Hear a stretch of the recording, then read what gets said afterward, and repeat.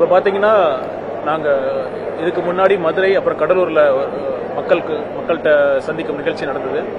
அந்த பல்வேறு அமைப்புகள்லாம் என்ன சொன்னாங்கன்னா, நாங்கள் கேட்டோம், நீங்கள் எங்களை வந்து சந்திக்கிறீங்க, மற்ற கட்சியினர் இதே மாதிரி ஒரு தேர்தல் அறிக்கை குழுவெல்லாம் வந்திருக்காங்களே, அவங்ககிட்ட நீங்கள் போய் இதே மாதிரி மனுக்கள்லாம் கொடுத்தீங்களான்னு கேட்டப்ப அவங்க என்ன சொன்னாங்க, எல்லாருமே என்ன சொன்னாங்கன்னா, சார் நாங்கள் யாருமே அவங்ககிட்டலாம் நாங்கள் போகவே இல்லை, அவங்க ஒவ்வொரு முறையும் இது மாதிரி வாங்கிக்கிறாங்க, கேட்குறாங்க, எங்கிட்ட இருந்து ரெப்ரஸன்டேஷன்ஸ் கேட்குறாங்க, நாங்கள் அதனால எங்களுக்கு நம்பிக்கையே இல்லை, அவங்க பண்ணுறாங்க அப்படி பண்ணுவாங்க நம்பிக்கையே இல்லை, அதனால தமிழக வெற்றி கழகத்திற்கு உங்கள் தேர்தல் அறிக்கை குழுவோட ஒரு நம்பிக்கையோடு நாங்கள் வந்து கொடுத்துருக்கோன்னு சொல்கிறாங்க. பல்வேறு தரப்பட்ட கோரிக்கைகள்லாம் வருது. விவசாயம், மகளிர், விளிம்புநிலை மக்கள், அனைத்து தரப்பட்ட மக்களோட கோரிக்கைகளும் வந்துட்டு இருக்காங்க. அது அனைத்தையும் நாங்கள் ஒருங்கிணைத்து அதற்கான குழுவோடு சேர்ந்து நாங்கள் டிஸ்கஸ் பண்ணி ஒரு நல்ல முடிவாக எடுக்கணும்.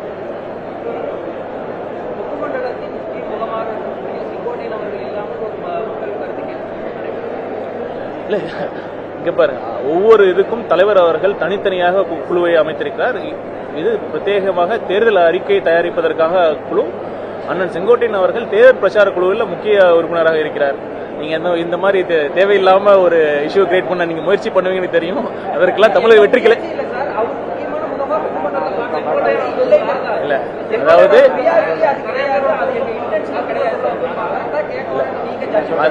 மதுரை தமிழக வெற்றி கழகத்தை பொறுத்த வரைக்கும் இருக்கின்ற அனைத்து நிர்வாகிகளையும் பல்வேறு குழுக்களிலே பயன்படுத்திக் கொள்ள வேண்டும் என்று தலைவர் விரும்புகிறார்.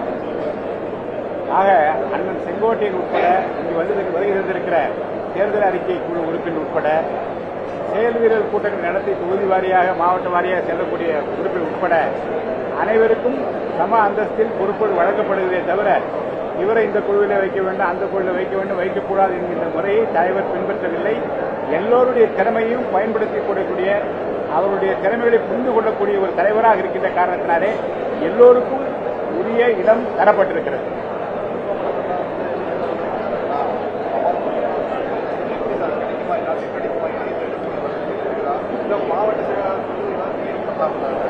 இல்ல, நீங்க பாத்தீங்கன்னா நேற்று ஒரு நாள் மட்டும் கிட்டத்தட்ட பல்லாயிரக்கணக்கான விருப்ப மனுகள் மக்கள் நேரில் வந்து வாங்கிட்டு போனாங்க. ஒரு அரசியல் கட்சி தலைவர் எப்படி இருக்கணுங்கிற உதாரணமாக எங்கள் தலைவர் இருக்காரு. திருப்பியும் ஒவ்வொரு நாளும் இந்த மாதிரி கூட்டம் கூட்டி நாங்கள் வந்து தமிழக வெற்றி கழகத்துக்கு இவ்வளவு ஆதரவு இருக்குன்னு எங்களால் ஈஸியா சொல்லியிருக்க முடியும். ஆனால் யாருக்கும் இடையூறு இருக்கக்கூடாதுங்கிறது ஒரே காரணத்துக்காக அன்னைக்கு மாலையே வந்து ஒரு தலைவர் அவர்கள் இந்த முடிவை எடுத்து நீங்கள் ஆன்லைன் மூலமா இதை பதிவிறக்கம் செஞ்சு நீங்க பூர்த்தி செய்து சமர்ப்பிக்கலாம்னு சொல்லியிருக்காரு. இதுல இருந்தே உங்களுக்கு தெரியும் தலைவர் அவர்கள் எந்த அளவுக்கு மக்கள் நலன் சார்ந்த சிந்திச்சிட்டு இருக்காரு. சின்ன ஒவ்வொரு விஷயத்தையும் அப்சர்வ் பண்ணிட்டு இருக்காரு. உங்களுக்கு தெரியும்.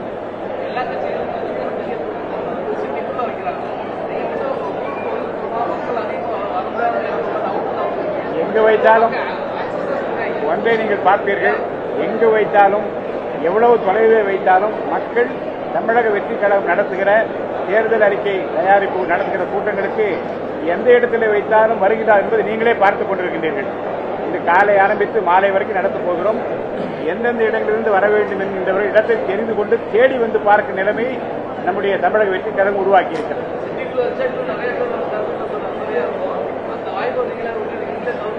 இல்ல, இது கோவை மட்டும் இல்ல, பல்வேறு மாவட்ட மேற்கு மண்டலத்தின் அனைத்து மாவட்டங்களுக்கும் சேர்ந்துதான் இங்க நடக்குது. அதனால இந்த இடம் தேர்வாக தான்.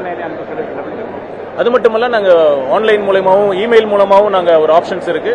அது மூலமாவும் மக்கள் ஆயிரக்கணக்கான மெயில்ஸ் இப்பயே வர ஆரம்பிச்சு.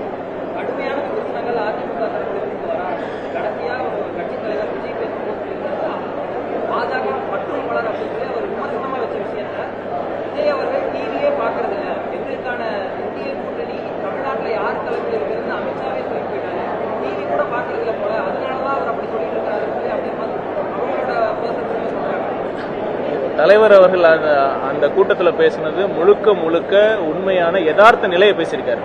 இப்ப அதிமுக ஒரு தலைமை, ஒரு கூட்டணிக்கு தலைமைங்கிறது தானா உருவாகணும். ஒருத்தர் சொல்லி இவர் வந்து தலைமை நீங்க எடுத்துக்கங்கன்னு ஒருத்தர் சொல்லக்கூடாது.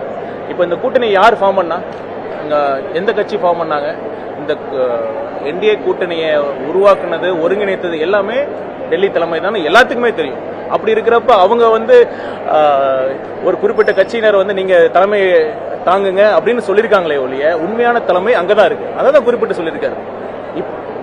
இப்ப அவங்க ஒருங்கிணைத்ததுனால பல்வேறு அழுத்தங்கள்னால தான் மற்ற கட்சிகள்லாம் வந்து சேர்ந்திருக்காங்க. அதுதான் உண்மை. இப்ப இந்த நீங்க குறிப்பிட்ட கட்சியினர் சொன்னதுனால யாரும் வந்து சேரல, டெல்லி சொன்னதுனால தான் எல்லாம் சேர்ந்திருக்காங்க.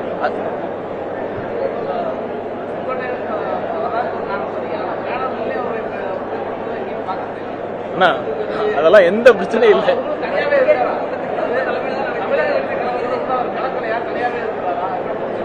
முழுக்க முழுக்க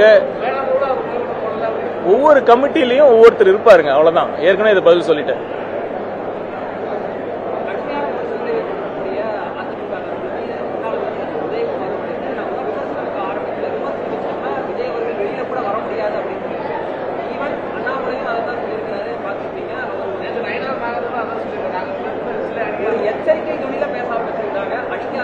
அவங்க ஆரம்பிக்கலாம். ஆனா நாங்க தெளிவா இருக்கோம். எங்களோட அரசியல் எதிரி திமுக மட்டும்தான். திமுக ஆளும் கட்சி. அந்த திமுக என்ற தீய சக்தியை வீழ்த்துவது மட்டும்தான் எங்கள் கோரிக்கை, எங்கள் இலக்கு. பாஜக எங்கள் கொள்கை எதிரி என்று தெளிவாக சொல்லியிருக்கிறோமே. இப்ப தமிழ்நாட்டில் யார் இருக்காங்க? திமுக இருக்கு. திமுக வீழ்த்துவதற்கு தான் ரெண்டுமே பிரதானம் தான். இப்ப வரப்போறது தேர்தல் அரசியல் தானே, அரசியல் எலெக்ஷன் தான் நடக்க போகுது. இந்த தேர்தலை கொள்கையின் அடிப்படையில் இங்க பாருங்க, இந்த நடக்க போற சட்டமன்ற தேர்தலை கொள்கையின் அடிப்படையில் தான் நடக்க போகுது. அதனால கொள்கை ரீதியாக நாங்கள் தெளிவாக இருக்கோம், அரசியல் ரீதியாக நாங்கள் தெளிவாக இருக்கோம். இது வந்து அரசியல் தேர்தல். அதனால திமுகவை வீழ்த்துவோம், கொள்கை ரீதியாக வீழ்த்துவோம்.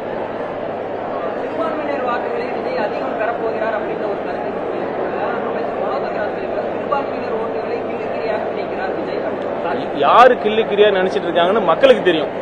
சிறுபான்மையினரை வெறும் ஓட்டு வங்கியாக மட்டும்தான் இதுவரைக்கும் திமுக பண்ணிட்டு இருக்காங்க. அவங்களோட வாக்குறுதிகள் நீ பார்த்திருப்பீங்க. கடந்த தேர்தலில் அவங்க சிறுபான்மையினருக்காக கொடுத்த வாக்குறுதிகளை நிறைவேற்றிருக்காங்க. நீங்களே சொல்லுங்க. மக்கள் நல்லா பார்த்துட்டு தான் இருக்காங்க. உண்மையான சிறுபான்மையினரின் பாதுகாவலராக எங்க தலைவர் இருப்பார்.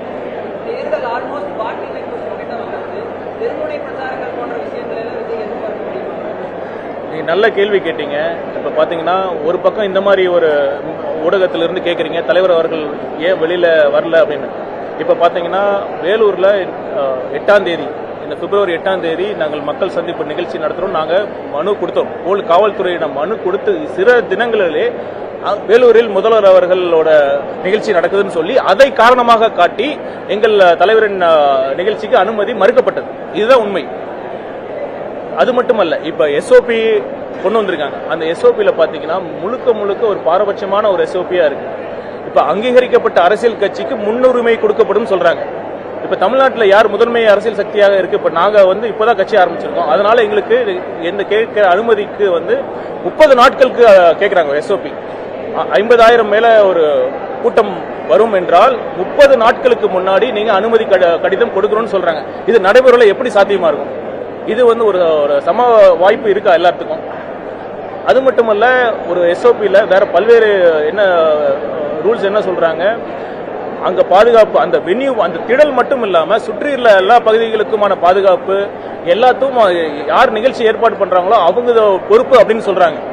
முழுக்க காவல்துறையினரும் அரசும் அவங்களோட பொறுப்புகளை எங்கள் மீது திணிக்க பார்க்கிறார்கள். இந்த எஸ்ஓபியே தமிழக வெற்றி கழகத்திற்கு எதிராகத்தான் உருவாக்கப்பட்டது. வேற எந்த கட்சி, அந்த ஒரு முக்கியமான கிளாஸ், ரிகக்னைஸ் பொலிட்டிக்கல் பார்ட்டிஸ், அங்கீகரிக்கப்பட்ட அரசியல் கட்சிகளுக்கு முன்னுரிமை கொடுக்கப்படும் என்ற அந்த விதியே தமிழக வெற்றி கழகத்திற்காக மட்டும்தான் அந்த சேர்க்கப்பட்டது. அதுதான் உண்மை. இதுவரை நாங்கள் சேலம் கூட்டத்திற்காக அனுமதி கொடுக்கப்பட்டது. இதுவரை அந்த அனுமதி கிடைக்கல. மக்கள் பார்த்துட்டு தான் இருக்காங்க. அதற்கான உரிமை முடிவு மக்கள் எடுப்பார்கள். எதுங்க? எங்கள் தலைவர் அவர்கள் மக்களை சந்திப்பதை யாராலும் தடுக்க முடியாது. அதற்கான மாற்று ஏற்பாடுகளை நாங்கள் அதுக்கும் பிளான் பண்ணிட்டு தான் இருக்கோம். அது நடக்கிறப்ப தெரியும்.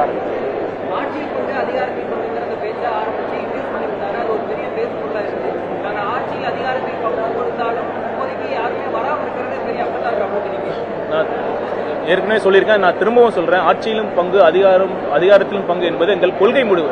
அரசியல் கட்சி, சில கட்சிகள் கூட்டணி வரணும், கூட்டணி வந்தாதான் நாங்கள் ஜெயிக்க முடியும் அப்படிங்கிற எதிர்பார்ப்பு இல்லை. அது ஒரு கொள்கை முடிவு. அதனாலதான் முதல் மாநாட்டிலே அதை தெளிவாக சொல்லியிருக்கிறார். அப்பொழுது எந்த கட்சியும் கூட்டணி வரும் அப்படின்னு எதிர்பார்த்தெல்லாம் பண்ணல. இது எங்கள் கொள்கை முடிவு.